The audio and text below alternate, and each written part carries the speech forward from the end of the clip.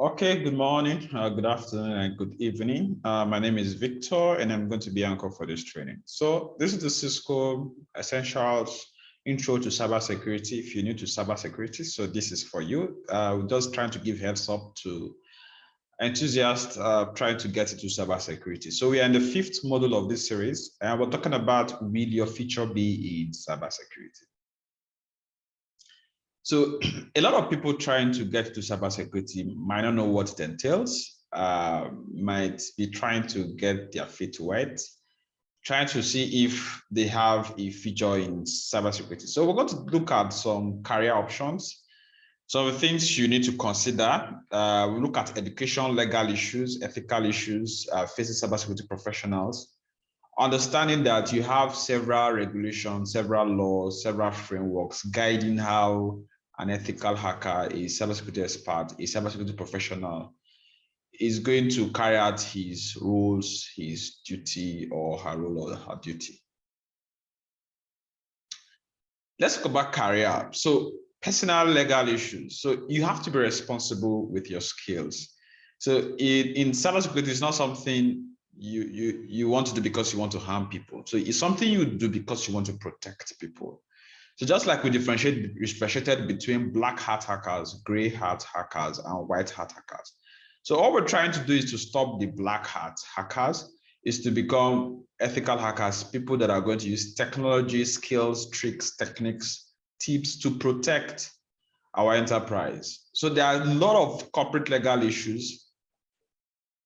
And you should understand that if you want to do cybersecurity, you have to abide by laws. You have the GDPR, General Data Protection Regulation. Most countries have a cybercrime or cyber terrorism or whatever, depending on the flavor.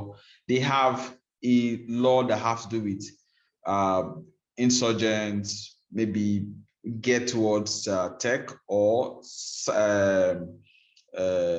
counter cyber terrorism or cyber crime or all of that kind of stuff. Most countries, check out for your country, there is one law, right? So businesses will have to abide by these laws. And of course, global frameworks and what's it called? Regulations will demand that if you are doing whatever that goes against the law, you lose your job. And of course, your company can be punished. That's why you see companies, organizations, they have information security policy document that tells what you can even do within their network, because it's going to get back to the company. So when you're not sure, you should make sure that you consult legal department. You also have several international laws and on cybersecurity.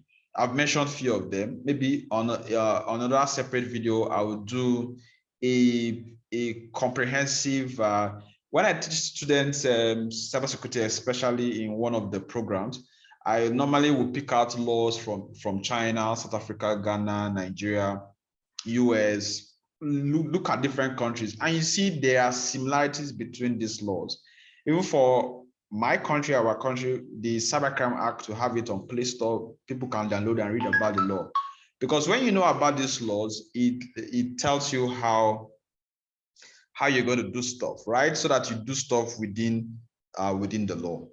So international law, it's very, you cannot run away from it because it's a global village. So the law that applies to, like the GDPR, General Data Protection Regulation, the law that applies to European countries will definitely apply to all parts of the world.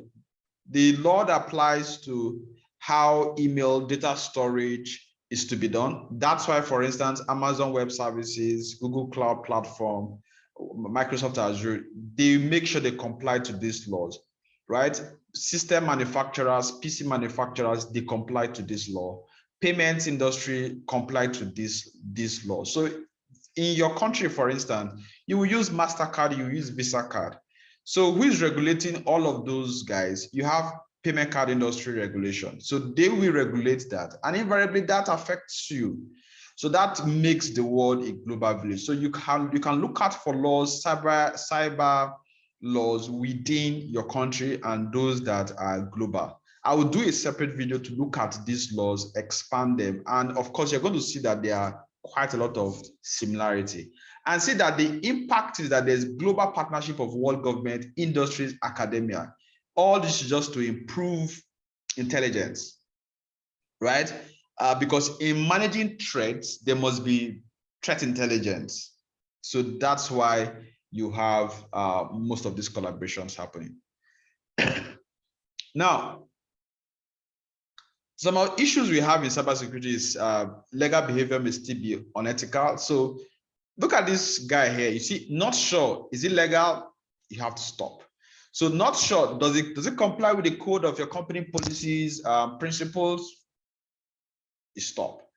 Am I sure it will not cause loss or harm? Because this is the reason why people hack, right?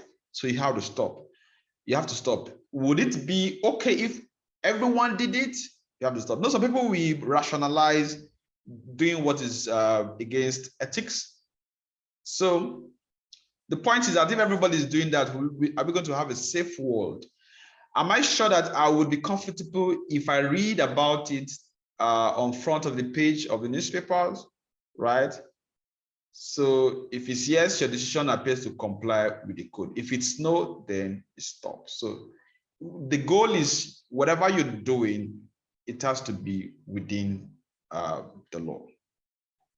So you want to make sure that whatever kind of thing you are doing, it's actually within the law. So if it's not within the law, it's not something you want to do. So if you're trying to do cybersecurity, you must make sure that you have goals to actually protect.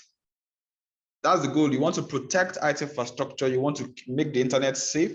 So in doing that, you're going to be wanted by organizations to help them fix whatever issue that might arise. There are several places where you could search for jobs. Once you've built your competence, you could create low-hanging fruit is that you could create information security policy documents.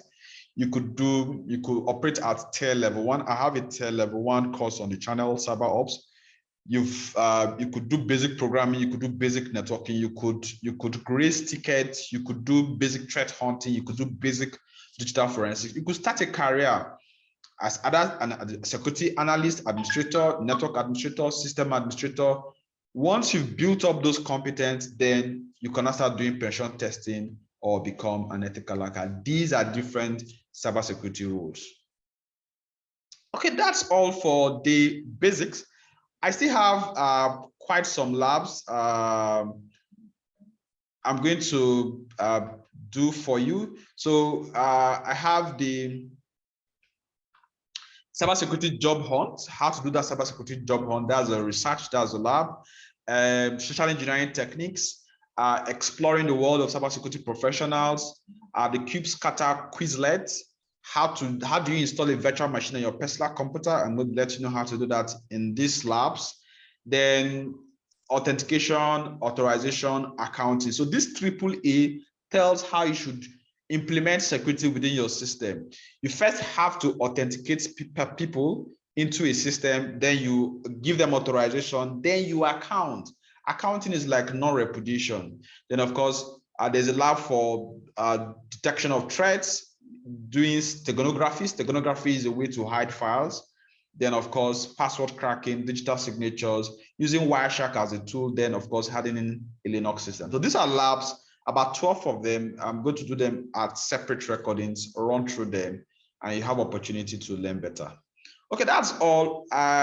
Later on, I'm going to also get you the cybersecurity essentials, I think additional content that will get your feet wet to get started in cybersecurity.